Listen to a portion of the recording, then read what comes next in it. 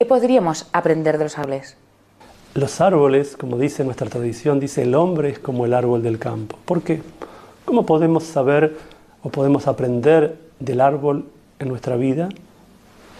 ¿Qué tiene el árbol que ver con el hombre? Aparentemente no. Pero si investigamos y vamos a nuestras fuentes, vamos a ver que sí. El árbol tiene raíz, los seres humanos tenemos raíz.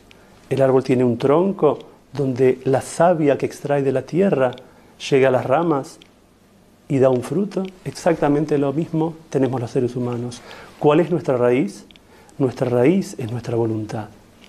Y nuestra voluntad va a generar pensamientos que van a llegar a nuestras emociones y van a dar frutos que son nuestras acciones. Las mitzvot, los preceptos, que son las acciones positivas que hacemos, es el fruto. Como también un árbol extrae de la tierra su energía hasta que finalmente da un fruto, de la misma forma nuestra voluntad elabora, se transforma en pensamientos, en emociones y finalmente da un fruto, que son las acciones que damos. Entonces, de la misma forma que el árbol es importante por el fruto que da, también los seres humanos lo más importante es nuestro fruto, nuestras acciones.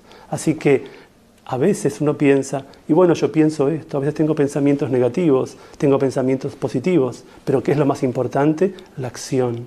El desafío de hacer actos de bien es lo que va a transformar la tierra, la raíz, el tronco y las ramas en un fruto positivo. De la misma forma, nuestra buena acción, que es la mitzvah, va a transformar nuestra voluntad, pensamiento y emoción en un acto de bien, que es la esencia de toda la sabiduría de Israel, que es la mitzvah, el precepto positivo en utilizar mis energías para el bien universal.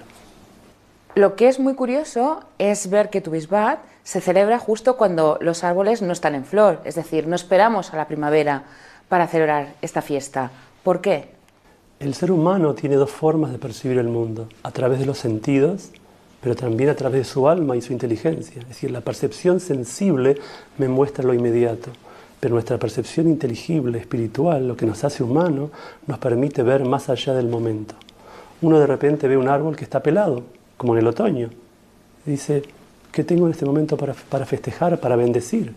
A veces también vemos un niño o vemos una persona y aparentemente no vemos nada positivo.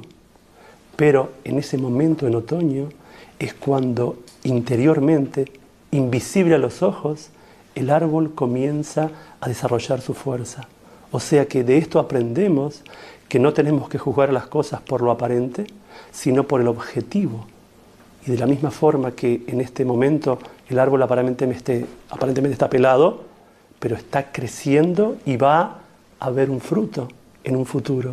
De la misma forma, a veces un niño, una persona, en nuestro primer contacto decimos, y esta persona aparentemente no es una persona inteligente, aparentemente esta persona no me gusta, pero si vamos más interiormente y comenzamos a ver en la savia interior, en su alma, vamos a ver que hay un potencial. Entonces, ahora viene el momento de bendecir, porque cuando el producto está terminado, todos somos sabios para ver que hay un fruto. Pero en el momento anterior, ahí es el desafío, por descubrir que hay un potencial que va a dar algo bueno. Y como nosotros vemos esa parte positiva en la persona lo ve en sí mismo, entonces ella se inspira para dar su fruto. De la misma forma, cuando bendecimos al árbol, cuando aún no dio fruto, estamos incidiendo con nuestra energía positiva para que ese árbol también dé un fruto positivo.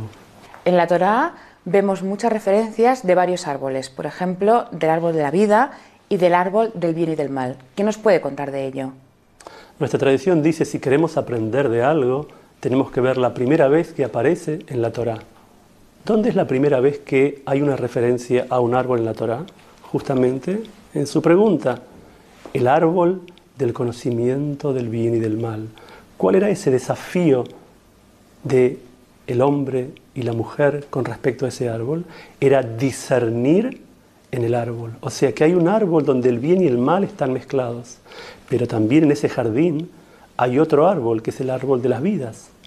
Entonces el error no era comer de ese árbol. Si el Creador infinito puso ese árbol, lo puso para ayudar al hombre.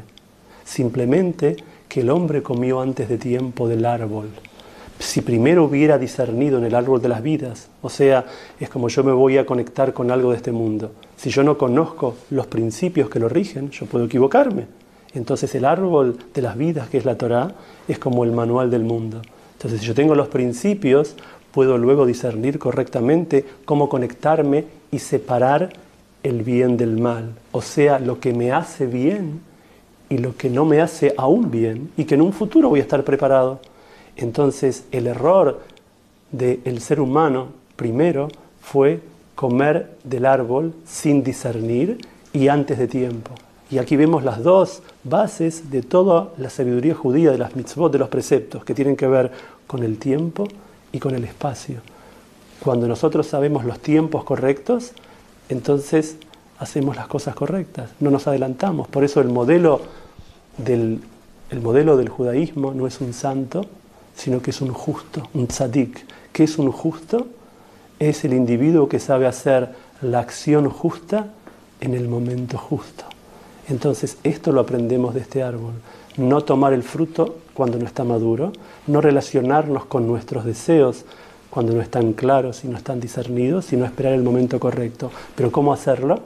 Tenemos el árbol de las vidas, tenemos el manual que nos entregaron de cómo discernir y cómo activar nuestras energías emocionales para saber cómo conectarnos correctamente con ese fruto, que en última instancia el fruto que es el resultado de nuestra interacción